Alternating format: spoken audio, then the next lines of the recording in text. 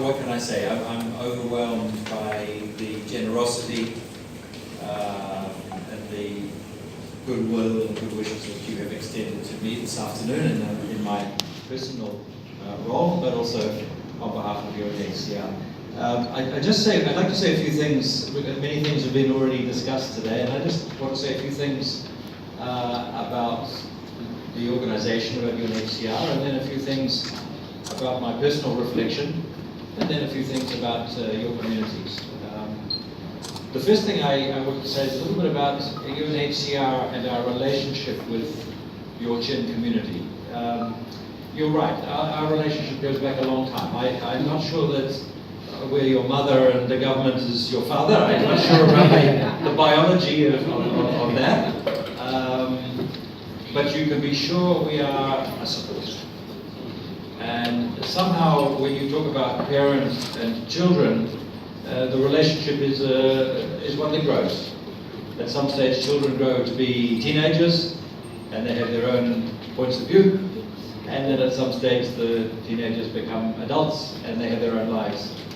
And in a way we are like that with your communities. We help you more at the time of your greatest need, and as you find your feet, and as you strengthen your communities, and as you find solutions for your displacement and your situation, UNHCR, we hope, is a parent that can look from a distance and say, there go our children, they've grown up, they can now go back to their homes and to their families, or move on to some other place and live their lives somewhere else. And we've been very happy to see and to be part of your journey of more than 60,000 of your communities have passed through Malaysia with us and now are living in the United States, my country, New Zealand, Australia, Canada. So that's 60,000 families multiplied by 5 or 10 because the stories then have got bigger and bigger.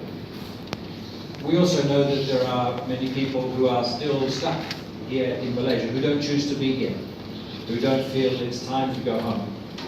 And we know, yes, it's not easy to stay here. We're trying to persuade your other parent, your father, to let you live here legally. And as you know, since I've been here, we've had many discussions with the government to try to let you live here legally, so that you can walk safely down the street with a government identity card, and you can work where you want to work, and your money is your money, not somebody asking for your piece of your hard-earned cash. That's not fair. And I hope you understand that we have really done our 100% best to argue for you to have better rights in Malaysia. It's slow, we're making some progress, not as much progress as I would like to have had in my time, but I think things are getting better. I still hope we can one day reach a situation where the government would allow asylum seekers and refugees to live here legally, temporarily. So we're still with you on that journey. We are still with you for those who might be fortunate enough to go to a third country for resettlement. We have, I think, even now, a visit of the United States resettlement team looking at a few hundred more Chin families, I think, 300, who we hope will be able to get on that magical bus with IOM and take the flight to the United States. We also hope that in the next year or two that many, many more people will be able to leave. We have 5,000 or 6,000 people from their communities who we hope might be able to go. We also hope that some who want to go back can go back safely. Maybe some old people want to see their last days or years in their own country, in the village, with the gardens and the Chin sun. That's their choice. And we will help those people if they want to go. So just to be very, very clear, we are not at all, and we have never said all Chin have to go home. We don't say that. We say, let us work with you to find solutions that work for you as a community and as individuals and as families. And we will continue to do that as a good parent will always do. You have to believe that, and I will go and somebody else will come. Brit will still be here. But when I come back in 5 years' time, or 4 years' time, maybe Malaysia will be my second home. I'm very fond of this country. I sort of hope I will see you again, but I hope I don't. If you know what I mean. I hope to see you again because I become very fond and deeply respectful of your community, but I hope I don't see you individually because that means you're still here waiting for something to happen in your future. So, when we introduce procedures, please understand that's not me. Those procedures are organizational decisions that are produced by the organization in Geneva.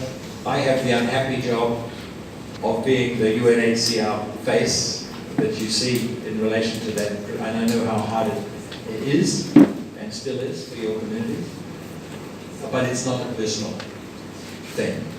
It doesn't reflect personal views, it reflects organization views, as it must.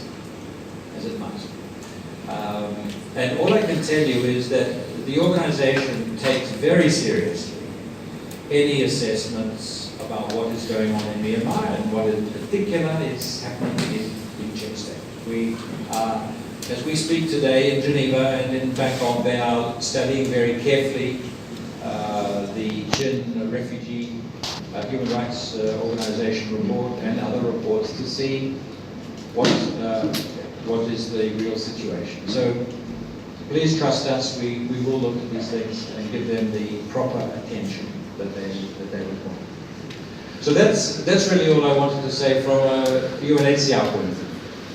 The second point of view, I really wanted to say something about your community.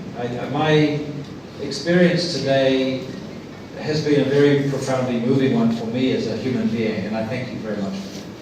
Because the spirit of fellowship passes through all of us, whether no matter what our religions or our personal beliefs and spiritualities, we all have the same thing.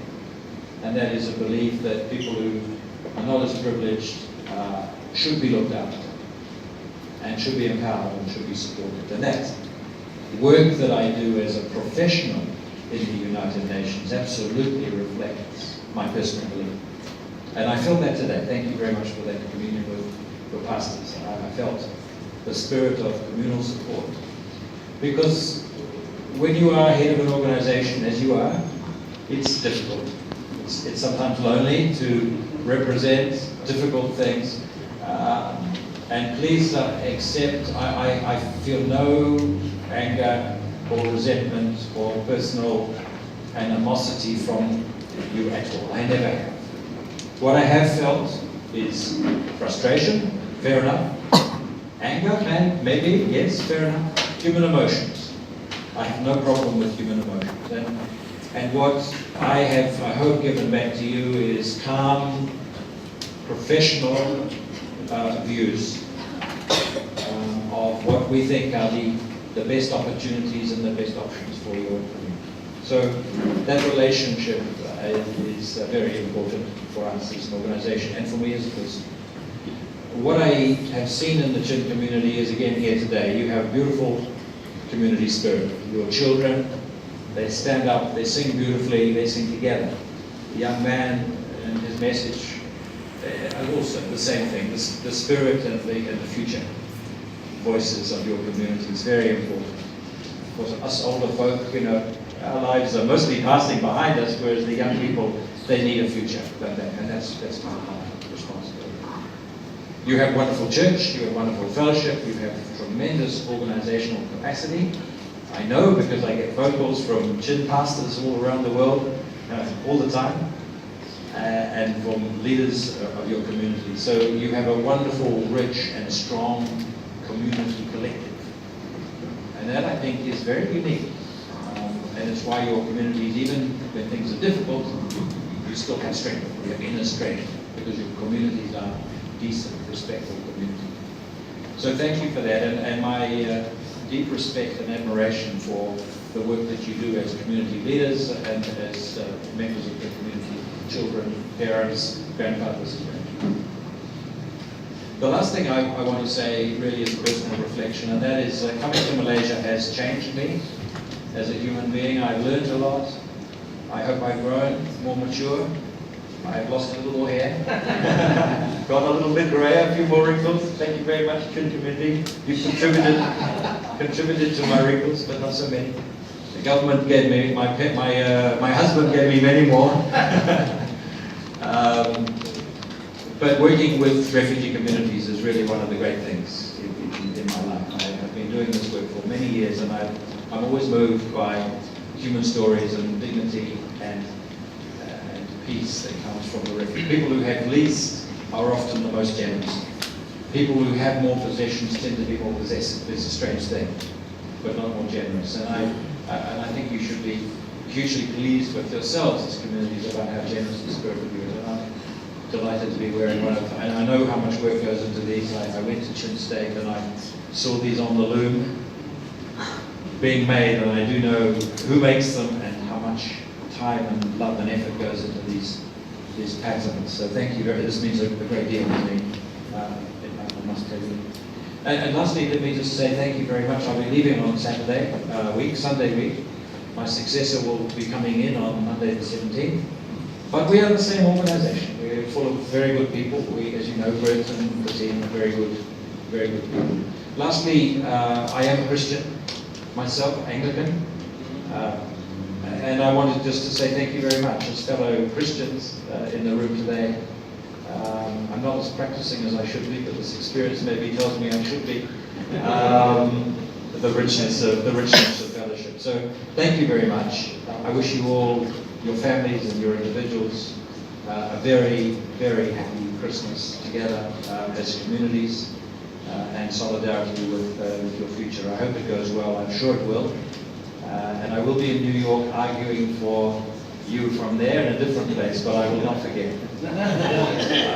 I'll never forget the experience here in Malaysia. So God